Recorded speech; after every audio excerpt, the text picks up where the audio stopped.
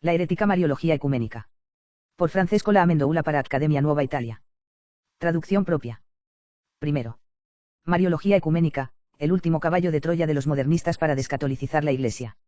Tal vez, tú, querido lector, que eres un común mortal, si no un católico común, no lo sabías. Nosotros, de cierto, no sabíamos nada, ni habíamos oído nunca hablar de él, pero existe una nueva y refinadísima palabra trampa, una palabra capciosa, una palabra engaño, para quitar de la Iglesia de Jesucristo lo que aún le queda de católico, y sustituirlo por una mezcolanza de modernismo, protestantismo, agnosticismo, relativismo, historicismo y buenismo al por mayor, y esta palabra, más, esta expresión, es Mariología ecuménica. Sí, hija legítima del ecumenismo conciliar y posconciliar, según el cual el objetivo de la unidad de los cristianos debe darse antes que cualquier otra consideración, verdad incluida y fidelidad a Dios comprendida. Era lógico que se llegase a esto, pero, ingenuamente, en tantos no nos habíamos pensando. Habremos debido, sin embargo, conociendo la estrategia de los modernistas. Cuando hablamos de ecumenismo, lo que está en su corazón, en el inmediato, es la reconciliación con las iglesias protestantes, no con la ortodoxa. De hecho, las diferencias entre la Iglesia católica y la ortodoxa son sobre todo de tipo litúrgico, organizativo y disciplinario, y en un tiempo también de tipo político. El cesaropapismo del Imperio bizantino, alérgico al primado del obispo de Roma sobre todos los cristianos, pero no hay diferencias insuperables de tipo dogmático y teológico, todo lo contrario. Podemos decir incluso que los ortodoxos, en muchas cosas, permanecieron más fieles a lo que la Iglesia católica fue por largos siglos, y lo era aún, no obstante todo, hasta la mitad del siglo XX, y esta es precisamente la razón por la cual los ortodoxos gustan tan poco a los modernistas, los cuales, por algunas décadas, tiraron su peso en la Iglesia católica, y han incluso creado, en su seno, de hecho sino de nombre, una contraiglesia toda suya, gnóstico-masónica, cuya finalidad es destruirlo. ¿Qué queda del catolicismo y esparcir los fragmentos superstites en el gran calderón del sincretismo neomodernista? Las diferencias con los protestantes, en cambio, son profundas sobre todo en el plano teológico, pero son precisamente aquellas que los modernistas quisieran minimizar, naturalmente con la protestantización de la doctrina y de la Iglesia católica, no ciertamente por una, aunque tímida, catolicización de la doctrina y de las iglesias protestantes. En resumen, para ellos, debe estar bien cómo hablan del reformador alemán si así queremos llamarlo, o mejor, del herético y cismático alemán todos estos pseudoteólogos y pseudopastores católicos, embebidos de modernismo desde la planta de los pies hasta la punta de sus cabellos, con cuál ternura, con cuál afecto, con cuál admiración, con cuál entusiasmo, con cuál transporte. Bueno, entre las cosas que son más típicas del catolicismo y que, por tanto, deben ser, un poco a la vez, eliminadas, o al menos drásticamente redimensionadas, para dar gusto a los protestantes y para hacer posible el denominado ecumenismo, que entre otro no es, en la perspectiva de estos modernistas, que un permiso a discreción y un remate del depositum fidei por parte de la Iglesia católica. Es, sin sombra de duda, el culto a la Virgen María. Quien haya viajado un poco en aquellas partes del mundo donde el catolicismo ha afrontado, y continúa afrontando, la ofensiva de decenas de sectas e iglesias protestantes muy interdependientes y agresivas, financiadas por las multinacionales estadounidenses, por ejemplo, en la América Latina, sabe cuán fastidioso es el culto a la Virgen María para los protestantes, y cómo este es considerado como uno de los primeros objetivos sobre los cuales concentrar el fuego, para despedazarlo y plegar más fácilmente la resistencia de los católicos a la conversión frente al protestantismo.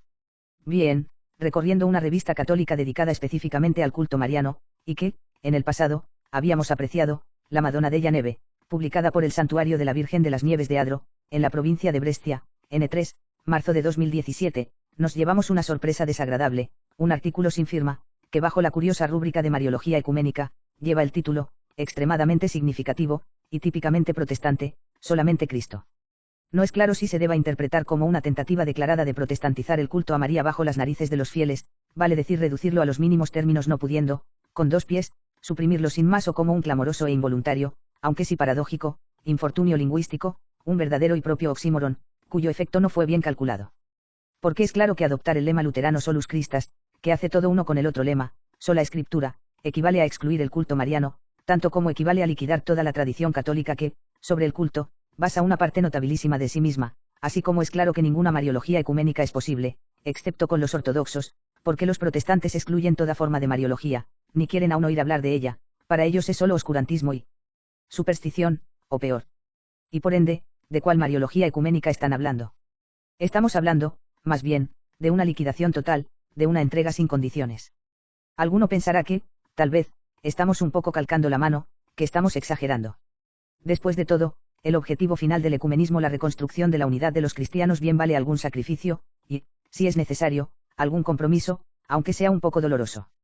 Respondemos, primero, que la doctrina católica no es cualquier doctrina política, filosófica, social, o de cualquier otro género profano, es la verdad enseñada por el mismo Dios, por tanto, ¿quién se puede arrogar el derecho de obrar sobre ella por los cortes y por las mutilaciones, y sea con las mejores intenciones de este mundo?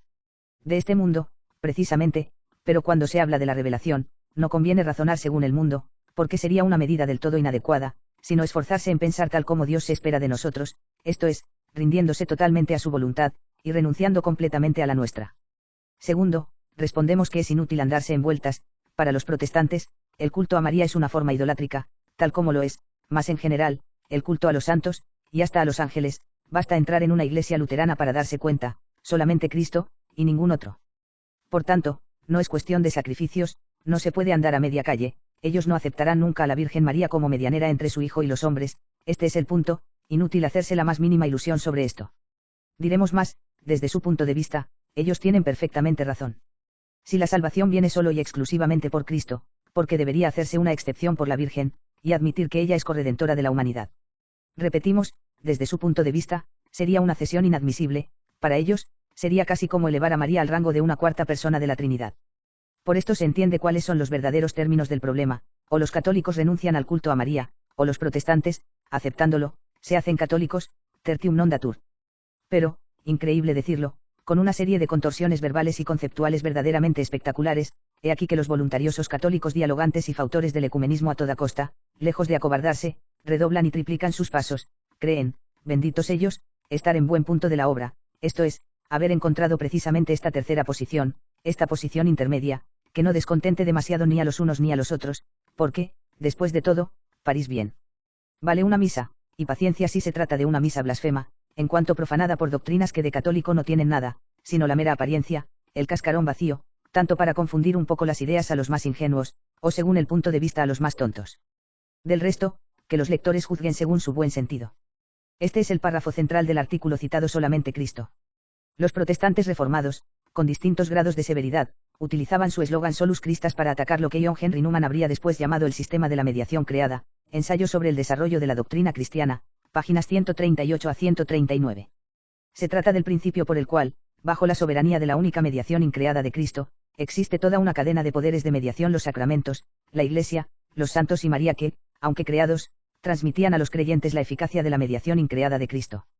Precisamente bajo el realce teológico del Solus Christus, la crítica al culto medieval a María era la aplicación en su caso de la insistencia típica de la Reforma sobre el principio de la sola Escritura, esto es, la autoridad exclusiva de la Escritura sobre la tradición, y si se sabe que el extensor de este artículo escribe tradición con minúscula, olvidando que, para la doctrina católica, dos son las fuentes de la divina revelación, Escritura y tradición, de igual dignidad, y que la tradición en mayúscula alude al origen no humano, sino divino, de esta, a diferencia de cualquiera otra tradición, no simplemente la suprema autoridad, que también en el ámbito católico podía ser compartida, ya esta es una forzadura, sino la autoridad exclusiva de la Biblia.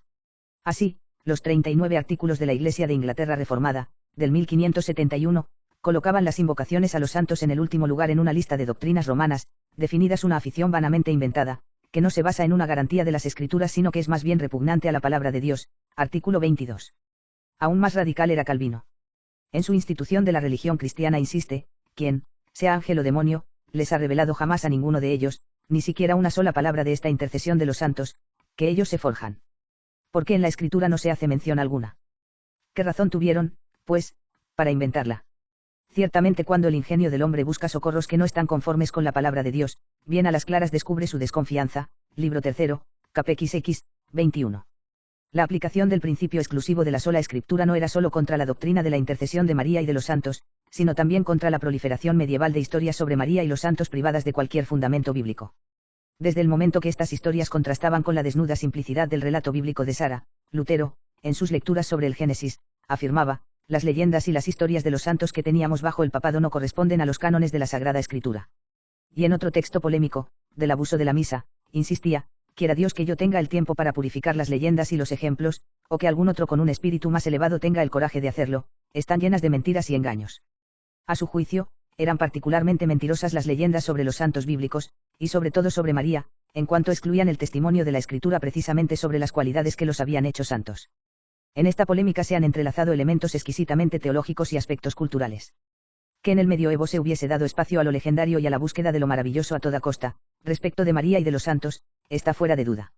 La leyenda áurea de Santiago de Barazze es el ejemplo más autorizado al cual se agregaron las leyendas ligadas a los orígenes de las órdenes mendicantes, como las florecillas sobre Francisco de Asís, o la Vitae Fratrum de Gerardo de Fachet, dominico, o el de Institutioneum Primorum Monachorum del carmelita Felipe Ribot. Todo esto ciertamente correspondía a la sensibilidad de la época, o sea, un modo con el que la fe era recibida y celebrada. La época y el mundo de Lutero expresa otro tipo de atención y de énfasis, en proporción al cambio de la diferente percepción del evento cristiano. Y lo que no corresponde a esta es percibido como traición del espíritu originario custodiado por la sola escritura a la cual se oponía la vida de la Iglesia en su desarrollo histórico.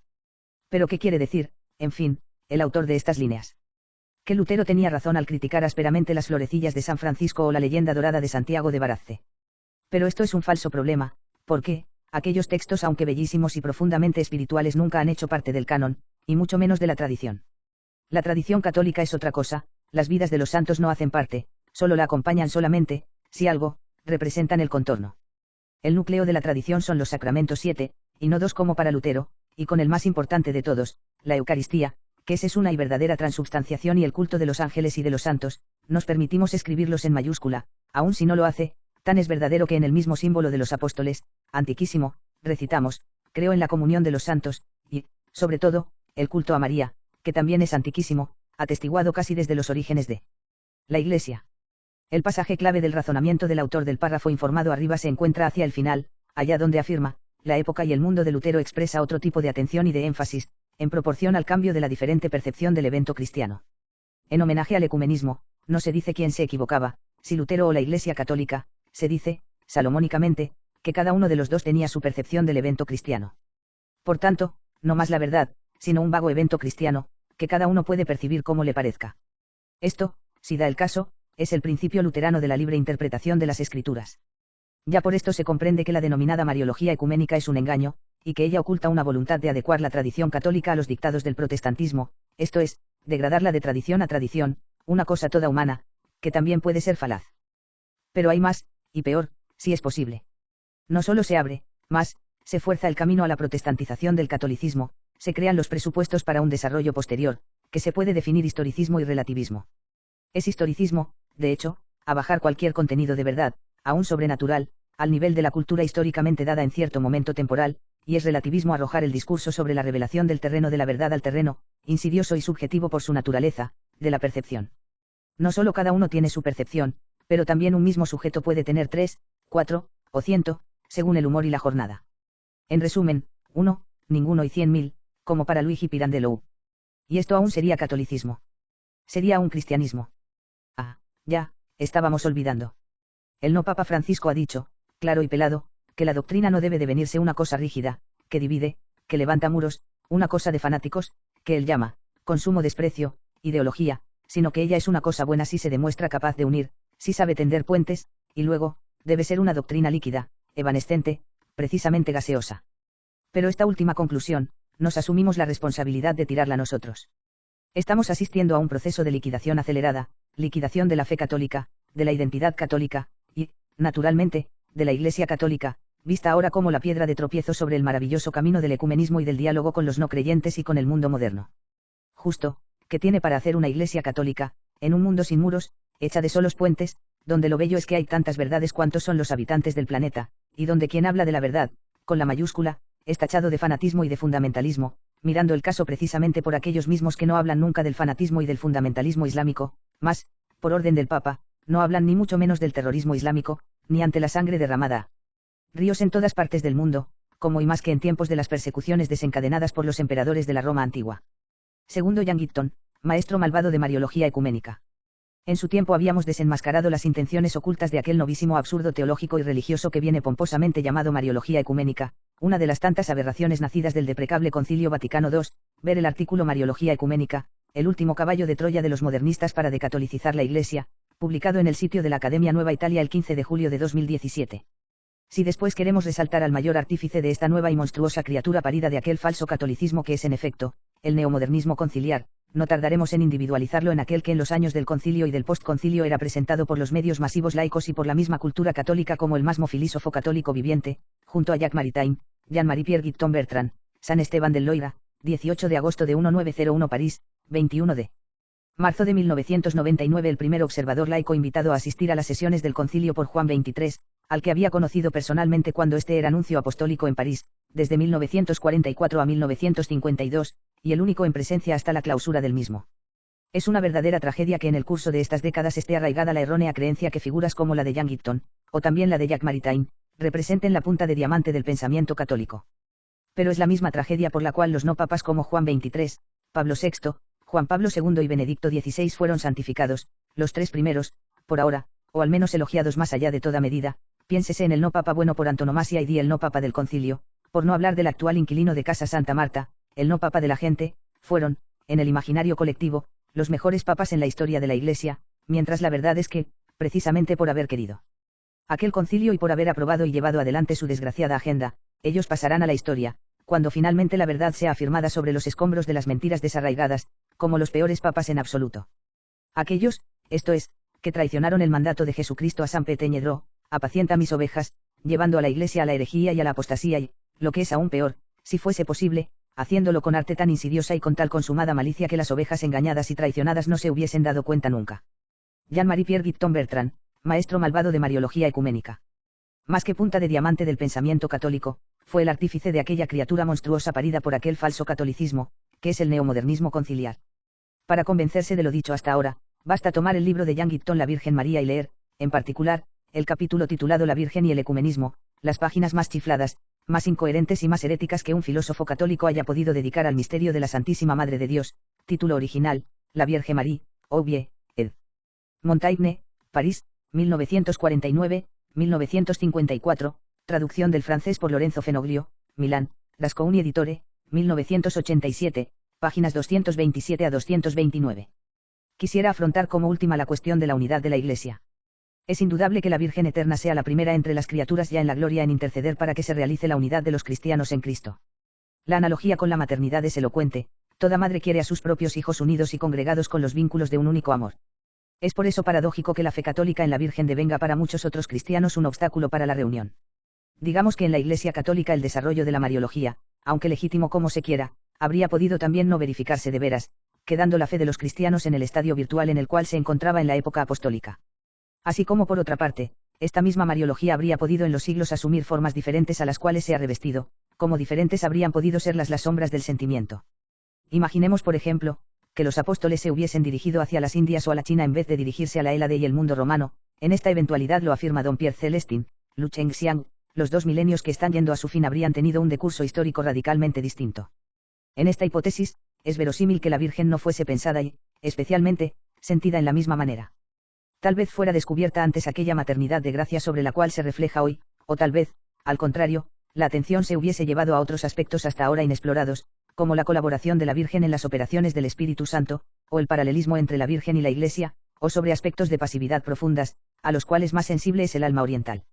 Nosotros hemos sido golpeados por la grandeza de María, al contrario, se hubiera podido descubrir mayormente su humildad, el ocultamiento en la cual la mantiene Jesús, lo que desconcierta a nosotros los occidentales hubiese podido entusiasmar al Oriente. Habría podido ponerse a la luz ciertas facetas de su ser aún inexploradas, que mejor se concuerdan con el misticismo oriental consagrándolo y purificándolo. La novela de Perlbach sobre la Madre, por ejemplo, podría sernos de ayuda para descubrir cuál sería un análisis del misterio mariano hecho por los chinos. Cada raza puede proyectar sobre María su propio ideal de feminidad. El ideal nórdico cual nos es revelado por las novelas de Sigrid Undset ciertamente corresponde poco al ideal que se tiene de la mujer en el Extremo Oriente. Y mientras más se nos aleja del campo de la idea pura para entrar en el de los afectos, pueden emerger mayores diferencias en las representaciones. Es el sentimiento el que introduce las deformidades y las desemejanzas. Es importante subrayar que el espíritu habría podido recorrer un camino distinto, aunque santificándolo en la misma medida. Se revela pues fiel servidor del ecumenismo quien afirme que otros caminos y otros aspectos habrían podido ser igualmente legítimos y que imagine, junto al catolicismo como era, las otras formas que el catolicismo habría podido asumir. Debemos agradecerle a Jean Guipton por habernos ofrecido, en un espacio tan breve, un concentrado tan claro y elocuente de qué es el modernismo, de cómo razonan los modernistas, de cómo engañan deliberadamente a los fieles haciéndoles creer que están todavía en el ámbito de pensamiento católico cuando de hecho están a 1000 millas de distancia de él. Por ende nosotros, con otro tanto de claridad y puntualidad, desmontaremos el mecanismo de este falso ecumenismo y de esta falsa mariología parte por parte, tomando en consideración, una frase a la vez, cada consideración de este párrafo. Quisiera afrontar como última la cuestión de la unidad de la Iglesia. Es indudable que la Virgen Eterna sea la primera entre las criaturas ya en la gloria en interceder para que se realice la unidad de los cristianos en Cristo. Cierto, la Virgen intercede ante su Hijo a fin que se realice la unidad de la Iglesia, sobre esto no hay la menor duda. Pero el punto es si la Virgen, Dios mismo y los cristianos desean cualquier unidad, lograda a precio de compromisos. Por otra parte, desde el Vaticano II hasta hoy, cediendo para complacer al otro fueron siempre y solo fueron los católicos, nunca los hermanos separados, o si la única unidad deseable, y que sea verdaderamente el bien para la Iglesia, sea aquella que consiste en el reconocimiento de la verdad, verdad de la cual los queridos hermanos separados se han alejado por una elección suya. Bien precisa y no por cualquier extraño accidente del destino. Ahora, no se trata del puntillo sobre quién deba ceder primero, sino del amor por la verdad. Si fuese solo una cuestión de cortesía y de humildad, nada impediría a los católicos dar el primer paso. El hecho es que un católico no puede ser generoso con lo que no le pertenece. La fe en Cristo, tal como la ha recibido por la Escritura y por la tradición, y mediada por la Iglesia fundada por él mismo, es una cosa que no pertenece a un tiempo y a un lugar más que al otro, es la verdad eterna, intangible e inmutable, ninguno tiene el derecho de vender así sea la milésima parte. J. Unam. Por eso la imagen sentimental y un poco cursi de la Virgen que ruega por la unidad de la Iglesia es confusa y engañosa, cierto que ora, pero para que la Iglesia sea y permanezca unida en la verdad. ¿De qué serviría estar unidos o encontrar la unidad, si se está fuera de la verdad? La analogía con la maternidad es elocuente, toda madre quiere a sus propios hijos unidos y congregados con los vínculos de un único amor. Cierto que toda madre quiere ver a sus propios hijos unidos y caancours. Pero a cualquier precio. Concédasenos un símil rudo, pero claro en compensación, si uno de sus hijos, por ejemplo, tomase un mal camino, si se drogase, si cometiese delitos, su madre debería desear con todas sus fuerzas que el otro hijo, para quedar unido al hermano, entre en el mismo camino y haga las mismas cosas. Es por eso paradójico que la fe católica en la Virgen devenga para muchos otros cristianos un obstáculo para la reunión. No, no es paradójico, es lógico y es también, en el sentido bíblico de la palabra, providencial, esto es, contribuye a hacer claridad sobre la verdad. Si fuese una paradoja, querría decir que el culto a María es un accidente, derivado de la casualidad o de las vicisitudes de la historia, como de hecho, algunas líneas más adelante, dirá sin rodeos el autor citado. Pero para un católico la Virgen María es parte integrante y esencial del plan divino de salvación. Por eso es obvio que también su culto tenga un papel central y no casual, sino estructural, junto con la fe católica. Digamos que en la Iglesia católica el desarrollo de la Mariología, aunque legítimo como se quiera, habría podido también no verificarse de veras, quedando la fe de los cristianos en el estadio virtual en el cual se encontraba en la época apostólica. Aquí estamos en pleno relativismo y en pleno historicismo, o sea, en pleno modernismo, todo lo contrario al catolicismo. El catolicismo es lo contrario del relativismo, porque cree en una fe cierta, y es lo contrario del historicismo, porque cree en un absoluto que, aunque siendo encarnado, está por su naturaleza está fuera y por encima del tiempo y del espacio, eterno y omnisciente. Si el desarrollo de la Mariología hubiese podido no verificarse, o asumir otros contornos y otra dirección, esto quiere decir que no es algo eterno, absoluto o perfecto, que Dios ha predispuesto desde antes que el mundo existiese. Gibbon razona en todo y por todo como relativista e historicista, no como creyente. Hasta un judío, un musulmán o un hinduista hallarían repelente su modo de razonar, si las circunstancias históricas fuesen diferentes, el culto de Yahvé, o de Alá, o de Brahma, serían diferentes. ¿Pero cuándo? Otra cosa, Gibbon no solo razona como modernista, sino que usa un vocabulario que es típicamente modernista.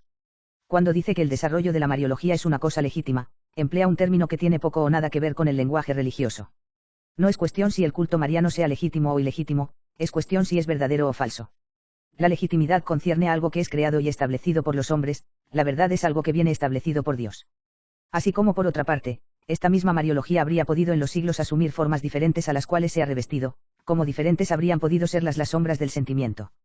Imaginemos por ejemplo, que los apóstoles se hubiesen dirigido hacia las Indias o a la China en vez de dirigirse a la Hélade y el mundo romano, en esta eventualidad lo afirma don Pierre Celestin, Lu Chengxiang, los 2 milenios que están yendo a su fin habrían tenido un decurso histórico radicalmente distinto. El razonamiento de Gibbon es doblemente falso. Primero, porque el filósofo que razona con los sí es un mal filósofo, la verdadera filosofía es razonar sobre lo que es, permaneciendo firmemente anclados en la realidad. Pero ya que Gibbon hace un discurso de tipo histórico, diremos que para la historia vale, con mayor razón el mismo principio, que el estudio de la historia no es hipotetizar y calendarizar sobre lo que habría podido ser, sino buscar entender lo que fue. Segundo, los apóstoles no se dirigieron solo hacia la Hélade y el mundo romano, sino también hacia las Indias y China, precisamente como plantea él, y esta, por su parte, es pura y simple ignorancia. De veras Jean Gibbon ignora que la primera difusión del cristianismo en India es muy anterior al arribo de los portugueses, a fines del siglo XV, y se remonta directamente a Santo Tomás Apóstol. Y de veras ignora que pocos siglos después de Cristo existía una floreciente comunidad cristiana, nestoriana, en China y que las iglesias cristianas, junto con las mezquitas, las sinagogas y los templos taoístas y budistas, surgían numerosas en la capital del Gran Khan, Hangzhou, en tiempo de Marco Polo. Los apóstoles, siguiendo la orden de Jesús, fueron a predicar el Evangelio en todo el mundo y a todas las gentes, tanto hacia Occidente, como hacia Oriente, y si éste floreció en forma duradera en Occidente, mientras que solo tuvo raíces débiles en Oriente, esto no depende del hecho que ellos olvidasen al Oriente, sino del misterio de la divina providencia que así lo quiso, o así lo permitió.